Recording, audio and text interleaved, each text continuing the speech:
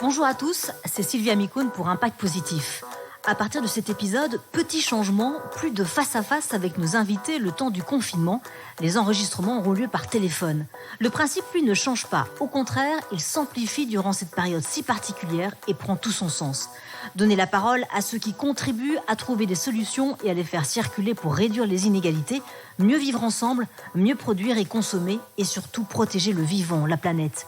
Ils sont entrepreneurs, scientifiques, étudiants, artistes ou simples citoyens.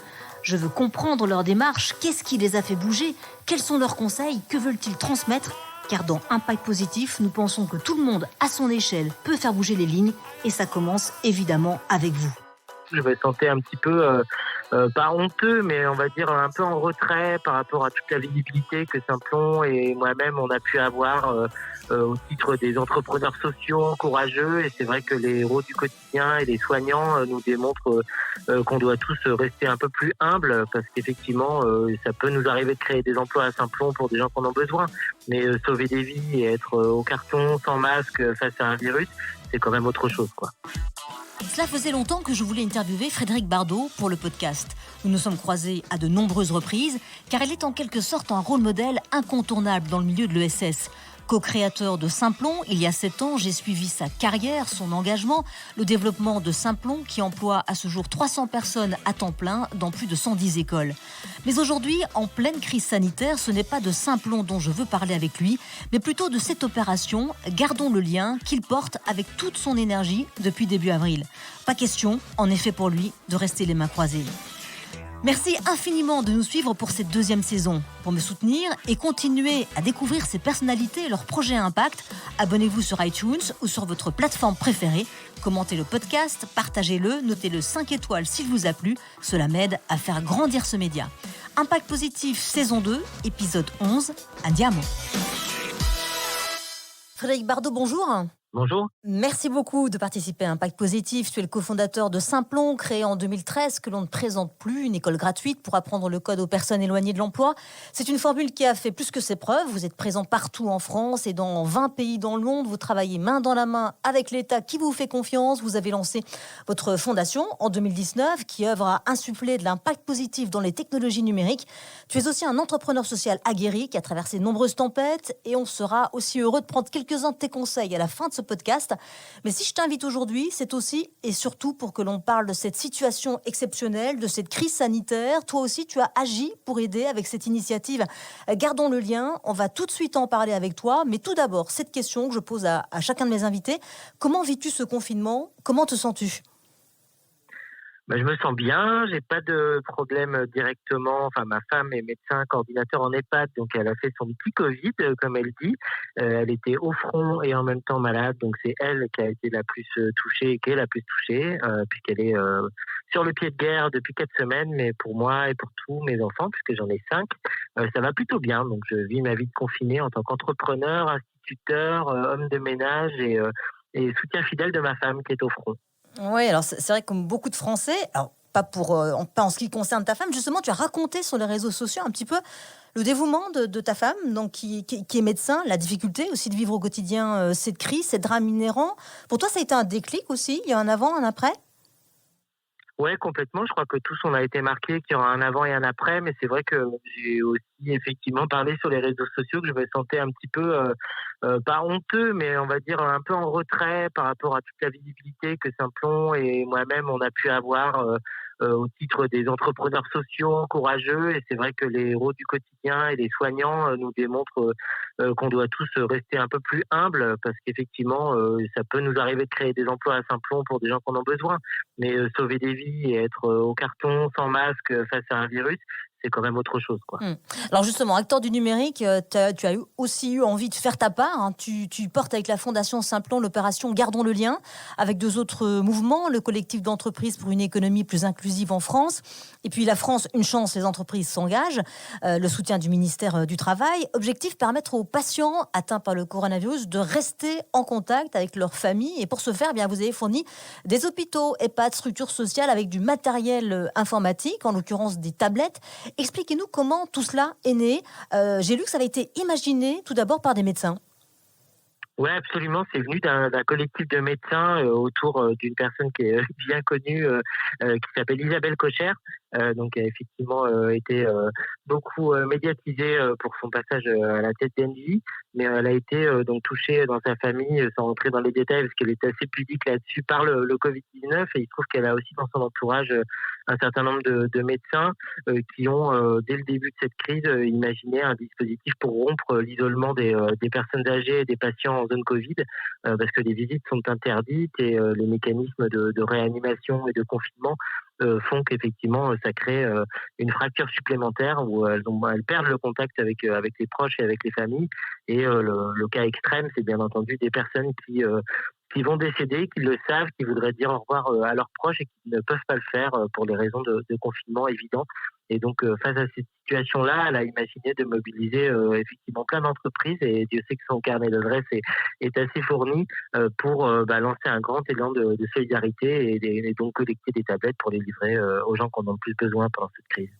Alors justement, Emmanuel Macron, il a aussi entendu tous ces messages de détresse, de désespoir. Il a annoncé qu'il serait désormais possible de se rendre à l'hôpital, dans les EHPAD, pour rendre visite à des proches qui sont sur le point de mourir. C'est un grand pas, mais ça ne modifie en rien votre démarche, on imagine ? Oui, complètement. Et puis c'est vrai que l'application de cette déclaration d'Emmanuel Macron sera peut-être bien accueillie par les services et par les soignants, mais peut-être difficile aussi à mettre en place selon les territoires et les établissements. Donc c'est vrai qu'en attendant, ça n'empêche pas que l'initiative garde tout son sens, d'autant qu'il n'y a pas que les patients Covid qui sont touchés. Et toutes les remontées qu'on a de la part des EHPAD qu'on livre en tablette nous disent que, et ça c'est un peu une citation que j'ai prise d'un email de quelqu'un du groupe SOS qu'on a livré ce matin, qui nous dit que l'isolement en fait tue presque autant que le Covid-19 sur les personnes âgées. Oui. Alors justement, un mot du collectif d'entreprises pour une économie plus inclusive en France, qui regroupe de gros groupes, Danone ou encore Orange. Et effectivement, je crois que c'est Isabelle Cocher qui coordonne toutes ces actions. C'est le collectif aussi qui est donc à l'initiative de Gardons le lien. Oui, complètement. C'est vrai que c'est à l'initiative d'Isabelle Cocher qui a fait appel à ses homologues dans le cadre de ce club d'entreprise engagé, effectivement, et qui leur a partagé son envie de monter une initiative. Ils ont effectivement répondu présent.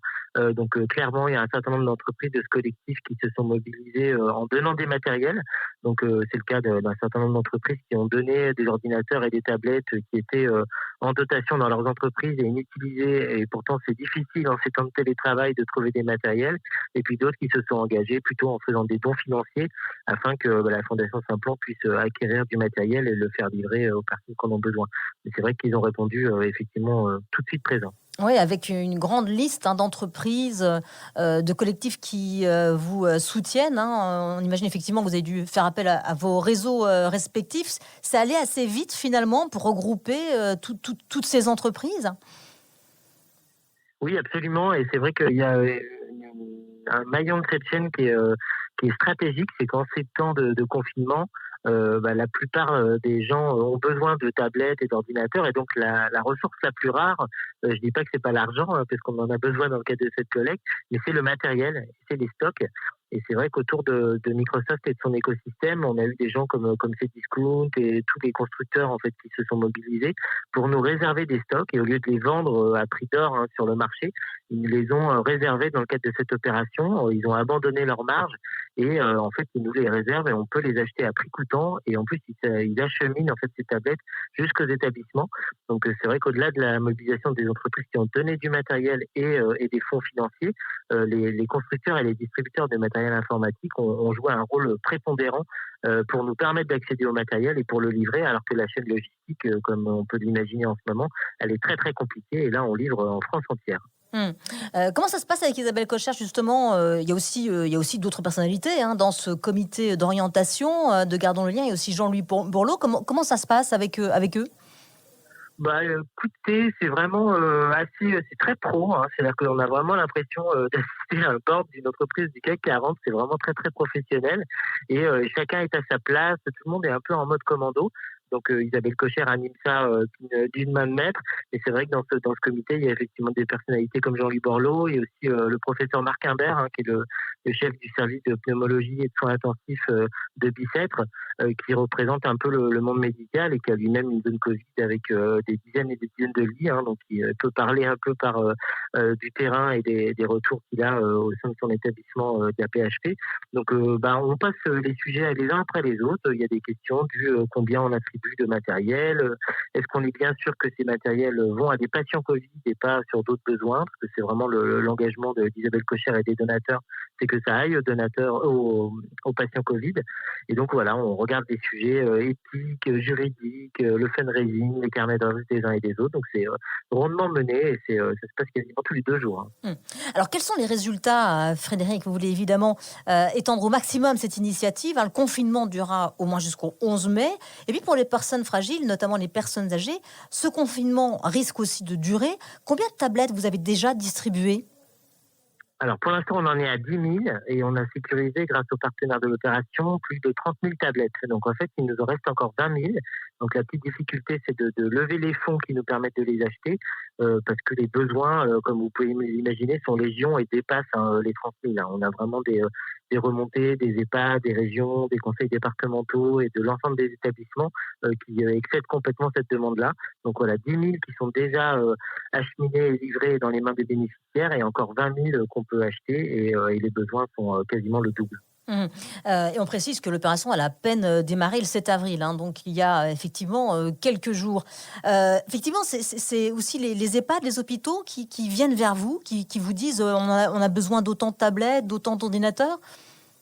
Oui, complètement. Parfois, comme c'est le cas dans la région Grand Est, que j'ai envie de saluer, là c'est la région Grand Est et les conseils départementaux qui font remonter des besoins de manière extrêmement structurée, extrêmement rapide et qui mettent à disposition des plateformes logistiques des conseils départementaux pour qu'on ait un minimum de points de livraison pour les tablettes et qu'ils fassent le dispatch ensuite on va dire du dernier kilomètre jusqu'aux établissements. Donc ça, c'est un soutien, c'est pareil, considérable parce que la chaîne logistique est très fragile en ce moment. On a même des transporteurs qui ne travaillent que quelques jours par semaine, donc c'est assez erratique.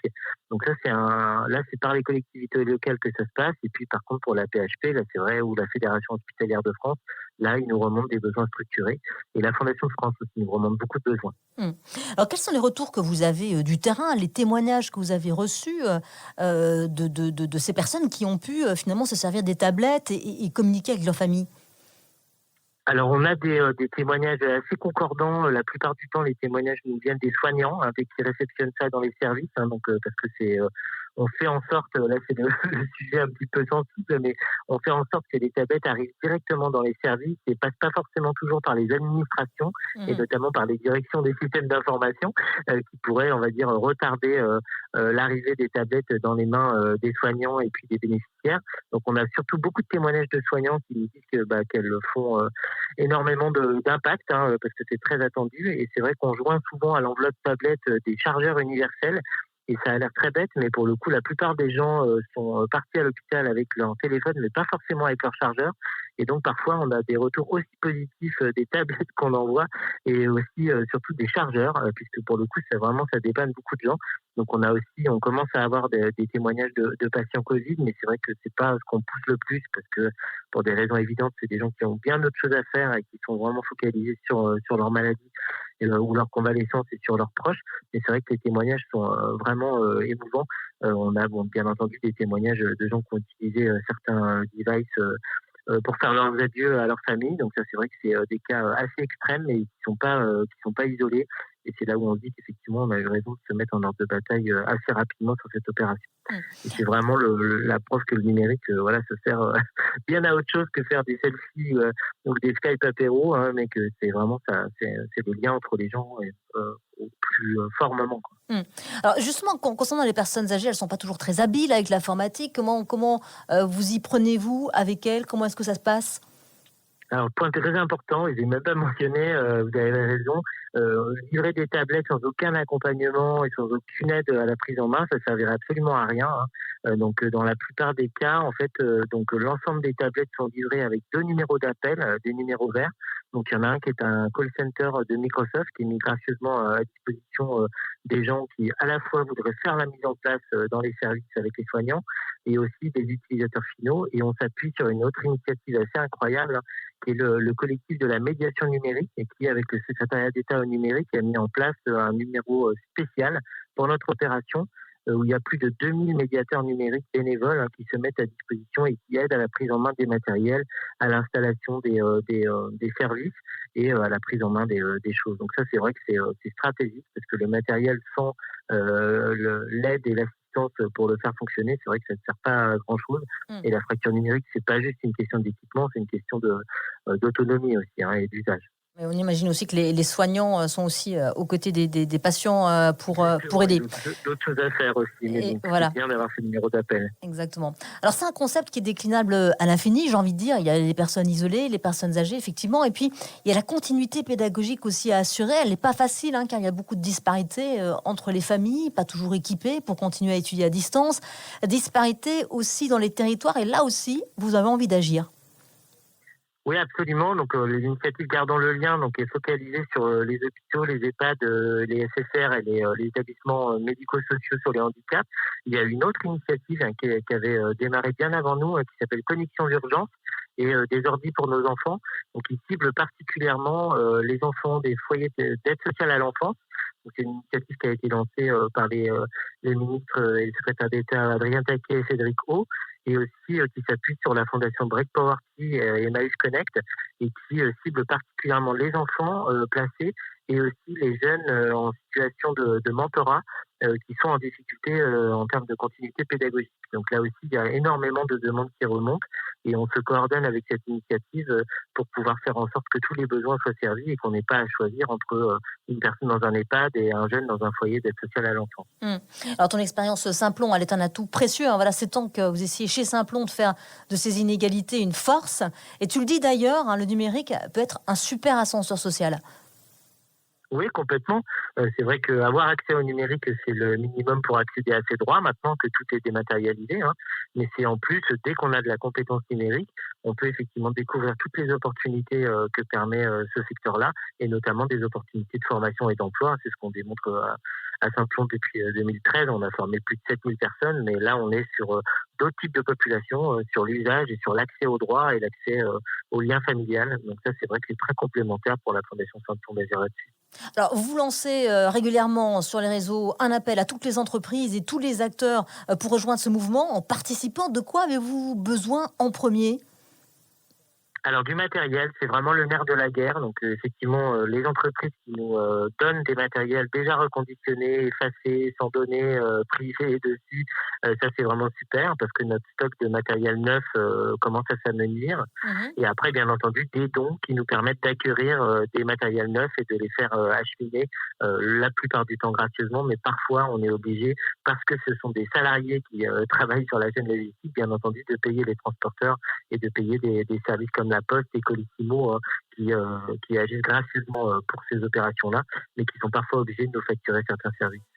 Alors Frédéric Bardot, je termine toujours ce podcast avec cette interview dans l'interview. C'est l'interview des clics et c'est parti. Quel conseil donnerais-tu à quelqu'un qui veut se lancer dans le monde d'après ? Déjà de commencer dès maintenant, parce que c'est vrai que ce que prouve notre initiative, c'est que le monde d'après, il se démarre dès maintenant et que l'ensemble des choses qu'on peut faire dès maintenant sont la préfiguration de ce qui va créer le monde d'après. Donc c'est vrai que moi, j'attendrai pas le monde d'après, ni le 11 mai, mais le monde d'après, il s'invente tout de suite là maintenant, et donc de démarrer dès maintenant. D'ailleurs, c'est quoi ce monde d'après ? C'est vrai que c'est une formule qui est devenue très en vogue et qu'on prononce souvent. Toi, comment est-ce que tu le décrirais, ce monde ? J'ai envie de croire qu'il est présent dans la manière dont on gère la crise, dans le fait qu'on s'est tous un peu reterritorialisés sur des choses plus essentielles, sur nos proches, sur le fait de s'alimenter, de rester en sécurité, sur le fait d'applaudir les soignants, sur le fait de soutenir la continuité pédagogique.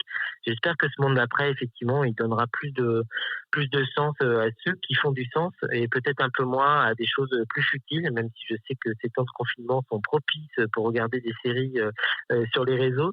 Je pense que ça peut aussi nous permettre de nous concentrer sur l'essentiel, et l'essentiel, c'est la vie, la sécurité, les liens qu'on a avec nos proches, et puis les activités qui nous créent du plaisir et du sens, et qui sont durables aussi pour la planète. Quel est le conseil que toi, tu aurais aimé avoir au début de ta carrière ? Moi, j'aurais bien aimé, pourtant, c'est des conseils qu'on m'a donnés, mais c'est moi qui ne les ai pas assez écoutés. J'aurais aimé être plus sensible à des conseils sur la trésorerie, la finance, la gestion et sur les modèles économiques. C'est vrai que c'est quelque chose que moi, je sous-estimais beaucoup et pour lequel j'avais pas beaucoup de respect. Mais pour être assez clair sur la situation de Simplon aujourd'hui, heureusement qu'on avait un petit trésor de guerre et qu'on avait levé des fonds et que on a du cash flow parce qu'on serait en situation extrêmement difficile, et je pense à toutes ces entreprises qui ne font pas attention à leur trésorerie et à leur cash et qui sont vraiment là en risque. Donc si ces conseils-là m'ont été donnés, je n'avais pas beaucoup prêté attention, mais rétrospectivement, je me dis que c'est vraiment très important de faire attention au cash. Si tu devais penser à un mentor idéal pour réussir sa transition dans le monde d'après, tu penserais à qui ? Ah, ça dépend parce que c'est vraiment en fonction de moi. Par exemple, j'ai eu une conversion très tardive à l'écologie. J'étais très sur le social, sur l'égalité des chances, sur l'empowerment, mais pas trop sur l'écologie. Et pour le coup, je pense qu'on a besoin de mentors qui nous amènent sur des terres qu'on maîtrise pas. Et donc moi, pour le coup, ça a été Gauthier Chapelle qui m'a converti à l'impact écologique du numérique et à l'importance de penser à ça pour un numérique plus éco-responsable. Donc je pense qu'il faut qu'on trouve le mentor qui nous amène sur une zone de non-confort et qui nous amènerait plutôt sur des terres un peu inhospitalières où on se sent plus en découverte et en apprentissage plutôt que de se conforter sur des gestes qu'on fait déjà. Alors justement, impact social, impact écologique, c'est quand même complètement lié, Frédéric. Oui, mais c'est vrai que Simplon et moi-même, ça fait 23 ans que je suis un geek engagé, mais c'est vrai que j'avais complètement sous-estimé l'impact écologique du numérique, alors que le numérique, ça pollue plus, voire 2 ou 3 fois plus que le secteur aérien.